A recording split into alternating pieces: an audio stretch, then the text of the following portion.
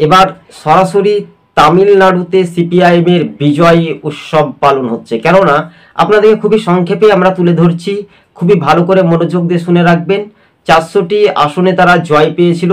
এই যে তামিলনাড়ু একেবারে রাজ্য রাজনীতিতেই, আর সেখানে পৌরসভাতে বামেদের একটা বাজিমাত হলেও রাজনৈতিক সমীকরণের চিত্রটা বলছে পাল্টে যেতে পারে বা বদলাতে পারে।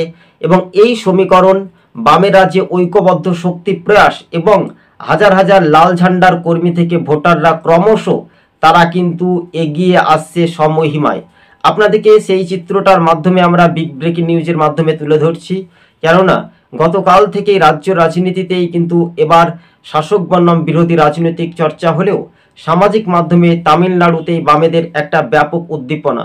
কেরালা এছাড়াও যদি আমরা দেখি আসাম, বাংলা, ত্রিপুরা এইসব রাজ্যে কিন্তু বামেদের এক প্রকার দাপট বলা যেতে পারে। আর তার মাঝেই কিন্তু সিপিআইএম তামিলনাড়ুতে এবার লাল পতাকা একেবারে দুর্গ বলা যেতে পারে। দর্শক বন্ধুগণ, আপনারা কমেন্ট বক্সে রীতিমতো জানাতে পারেন। সবুজবঙ্গ নিউজ চ্যানেলটি ভালো লাগলে অবশ্যই সাবস্ক্রাইব করে সঙ্গে থাকবেন। ধন্যবাদ।